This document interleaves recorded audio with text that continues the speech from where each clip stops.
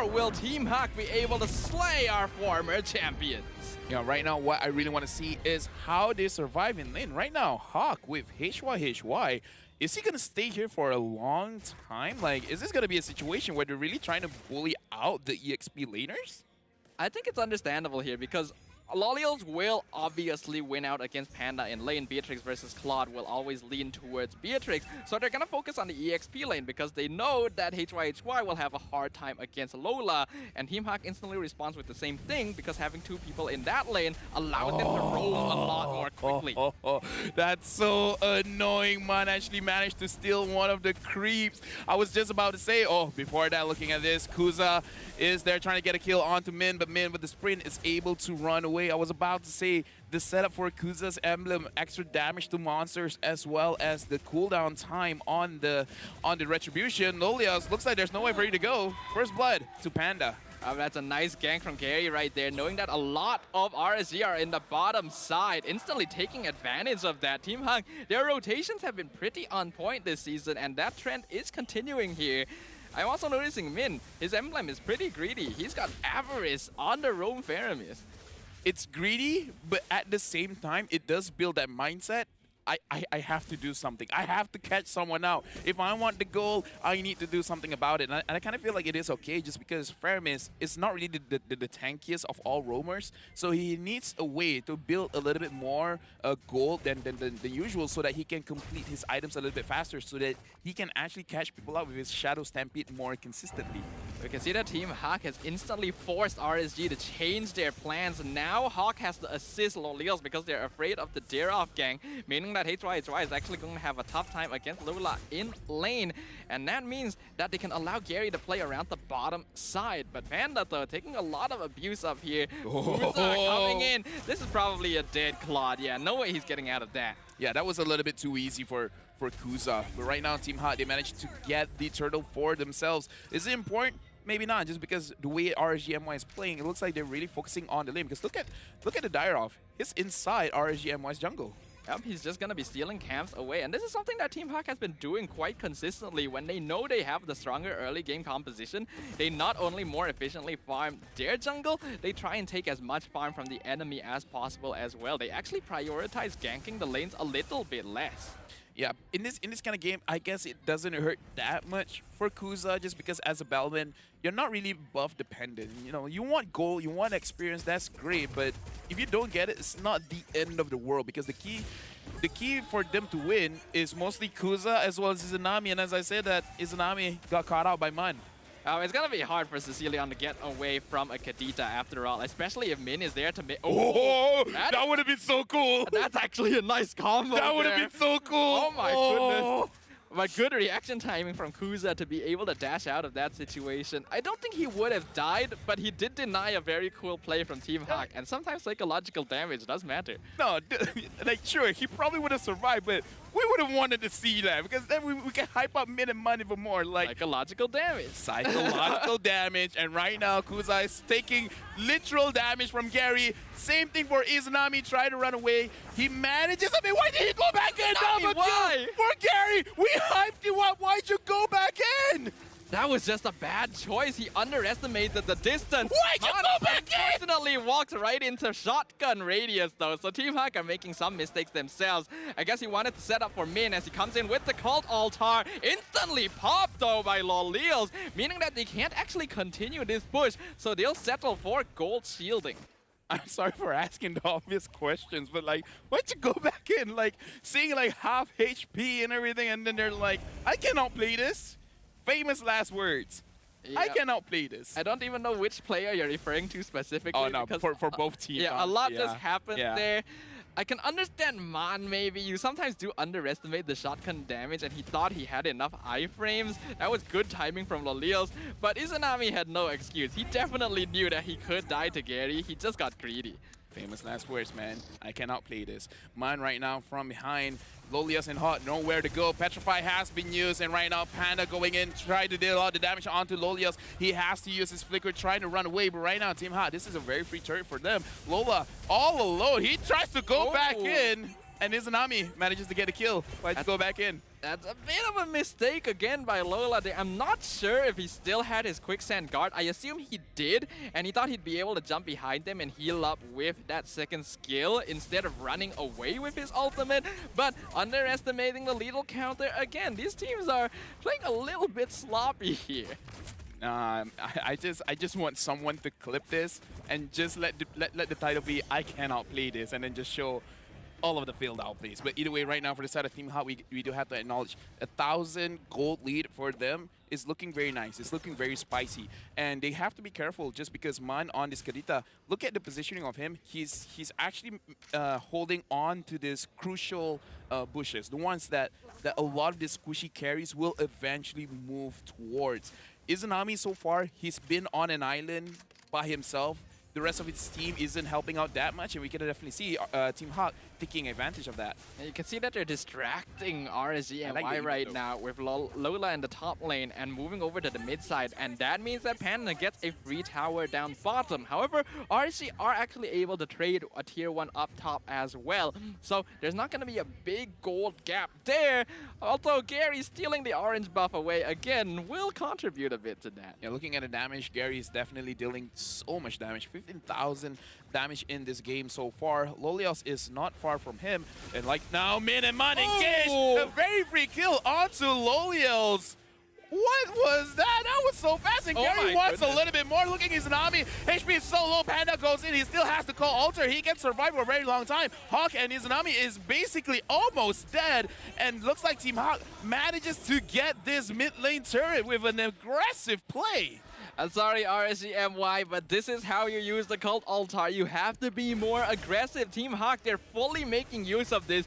Full diving the mid tower, getting 2 free kills. And I do feel like Lolios was a bit out of position there. He really did not anticipate the bush ambush, even though he should have. He might die again, but is able to flicker away. And now Min nearly dying. He's able to get away with the concealed play. Lola will sacrifice his life, but not before he takes HY with him. Yeah, RSGMY. That fight just now was kind of also a little bit sloppy. Two members were basically jumbled together, making it easy for Lola to jump back in. It was a good thing he didn't secure more kills than he was supposed to. If that was a Fighter Emblem Khalid, he probably would have gotten enough spellvamp to survive that. But either ways, right now, RSGMY, they're 4,000 gold behind. It's still okay. If only we know how much stack does Izanami have, because right now they're really looking at Izanami as well as Lolios to dish out the damage. Consequently, their KD is the same, 1, 2, and 1. Well, when you consider that Izanami is actually a level behind the rumor Faramis on Team HAQ, you can tell that he's not having a very good time. Not to mention Lola in the EXP lane matching Kuza in EXP2. Team HAQ continuing to apply the pressure because why not? Yeah, why not? And Izanami has been caught in a very, very nice catch from Man, but they're not done yet. RSGMY, are they capitalizing on his mistake? Min pulls Kuza back in, but not enough for Kuza to secure a kill. And right now, Panda is all alone. He goes back. Kuza is still there. Kuza is taking quite a lot of damage. They have to go away. Lolios, do you want to really fight this out? HY with the Esmeralda is not that tanky going up against Team HAQ. I was a little bit too aggressive by Gary there, and really good timing from Lolios. The Cult Altar did actually save the Dirov, but he timed his Renner shot perfectly for when he would respawn after the Cult Altar, and that allowed him to pick up the kill. But if we're looking at the items right now, Team HAQ are obviously in a comfortable position. Panda already having Demon Hunter Sword and Golden Staff. We actually have Malefic Roar on both Gary and Lola as well, so that's a lot of damage. RSGMY has to be careful though. This is very surprising. HY is so low down in gold, way lower than I thought. He has the Enchanted Talisman, but he has not completed his Oracle just yet. On the other side, Lola has 2 damage items. He had the Blade of Heptases as well as the Malefic Roar. I did not know HY was that down in gold. No wonder he wasn't that tanky to go up against the backline from Team HAQ. Because HAQ had to go and support Lolios instead, they couldn't support HY, and that means the Esmeralda just has a much rougher time. But we're actually seeing Izanami is scaling up pretty well. 2 shots from the bad impact was enough to bring Man down to this level of HP, so Team HAQ does actually have to be careful here. Well, RSG, if they really want a reverse sweep, did he just No, I thought Lolia secured the orange buff, but no, it still went over to Kuza. I feel like at this point in the game, it's better to just give it to the Loliels, the man on this Beatrix. But either way, RGMY is not entirely impossible. They just have to bait out Min and Man's engage. However, we gotta say, Min and Man, their engage has been pretty clean. Man consistently with the Breath of the Ocean, managing to get the correct target. I mean, it's one thing to get a target, but getting the correct target. First he got Loliels, and then he got Izanami. If this keeps up, it's gonna be an annoying game for the damage dealers of RGMY. You have to know that Min and Man have some of the most consistent trigger fingers I have seen here, but they're engaging. Min going in, Cold Altar pop down to counter the lethal counter itself. Lola out of position here, so they're gonna be stuck under the tower, but the Lord already takes it out. Lola will lose his life, but they trade the inhibitor for it. I don't think that's too bad. Gary just comfortably tanking HY. HY is like, you can hit me all you want. I'm going to take your inhibitor and I'm just going to walk away. Yeah, that's kind of what feels bad when you're there, but that's literally nothing that you can do. A level 11 Esmeralda going up against a level 14 Dyrov, where Dyrov already has a natural advantage against you. Kind of surprised Gary did not just take it, especially after the Ling game. I was kind of like, I could probably take this 1v1. Man could be in danger here. The Retri on top of him already, slowing him down. But a nice placed Breath of the Ocean, forcing Kuza to walk around, means that he will actually be escaping. But he will be losing all of his cooldowns for a little while. I need a t-shirt for Min and Man, man. Like these guys have been something else here in the MPL. I kind of want to see them go to M4, honestly, to face up against all the other international threats out there. But right now, looking at the Lord push advantage, 26,000 tower damage is pretty impressive. Right now, for the side of RSG MY, just because they do have the Sicilian, this is one of those games where I will not call them out just yet because they have a lot of opportunities. As long as Team HAQ makes one mistake, then they can capitalize on it. But Min, so far in this game, has not died. He's the roamer, and he's the only person in his team that has not died just yet. Oh, speaking of dying though, HY could be in danger. 1v3, Abysm Strike going to miss, but Man actually gets caught out by Lolios on the side. Cold Altar now popped on top of Gary and Panda. Min trying to pull multiple members forward. RSG quite low, but they're also dishing a lot of damage with the bad impact. A nice Raging Sandstorm to catch out one, but a double kill from Gary will secure the Ballman.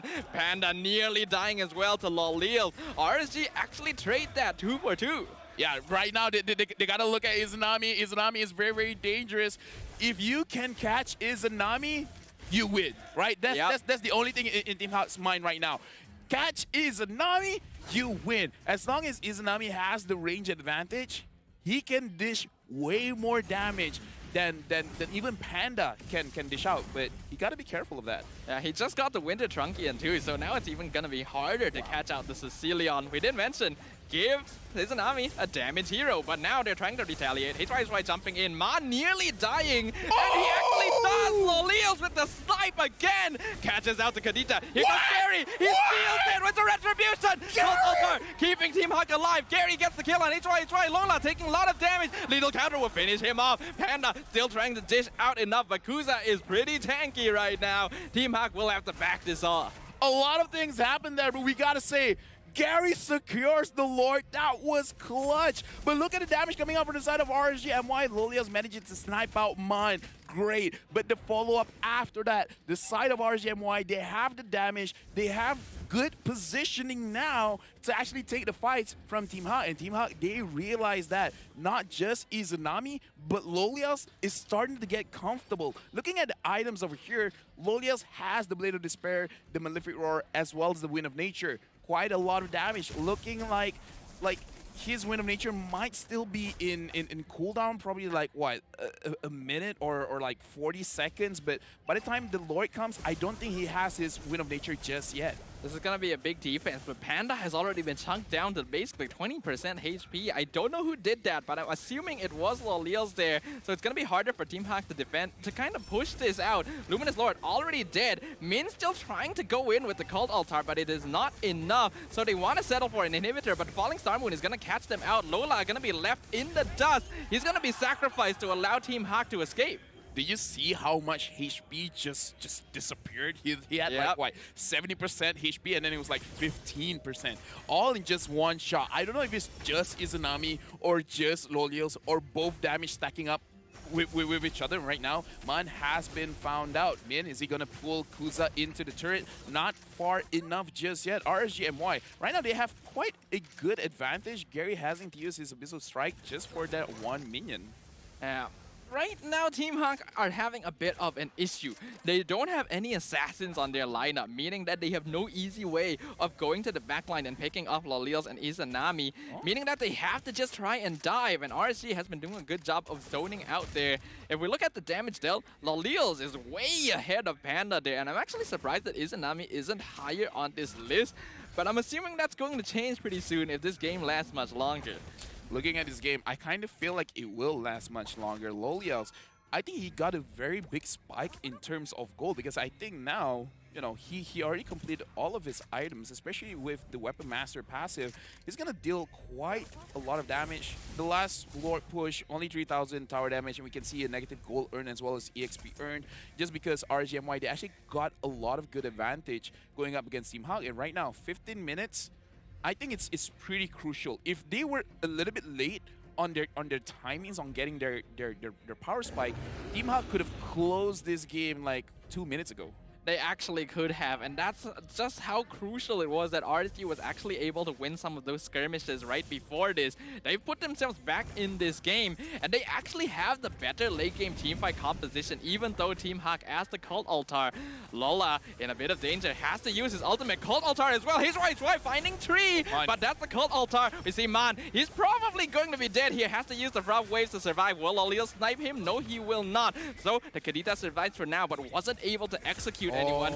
Panda jumping in with the Blazing Duet and the Wind of Nature, but not doing enough damage. They can't even find HAQ in the backline, but they are able to zone them off of the Lord. That's what they want to achieve right now. RSG, though, they're not going to give this up. They know they only have one inhibitor. They cannot afford to give this away. Man nearly dying to the snipe. Lola going to be buying a lot of time, but again, nearly dying to the snipe, and the shotgun finishes him off. The Lord isn't quite at range yet. Lolios will survive with the Wind of Nature and the Flicker away from the Abyssal Strike. Man gonna find the rough way.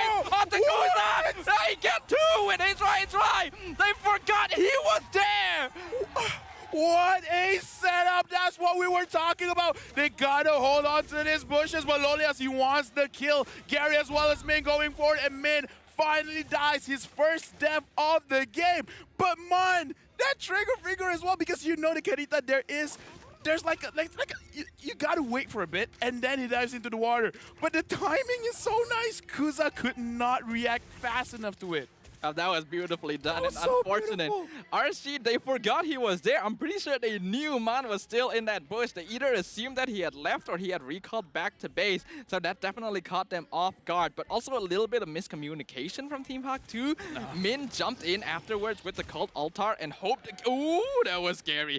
I don't think it was like miscalculation. It was just assuming it was empty, and they also would probably assume I won't get one-shotted, right? Because how often, as a Bellman, you get one shot, right? But right now, the Lord is inside the base of RSGMY. Team HAQ is actually controlling it so well. The Lord is still full HP. Lola is focusing to the front. They're engaging. Team HAQ is going full force, trying to deal as much damage as they can. Kuza has been brought down. He's right in the back line, trying to slow it down a little bit. But Team HAQ, they're going to close it out. Team HAQ with a clean 2-0.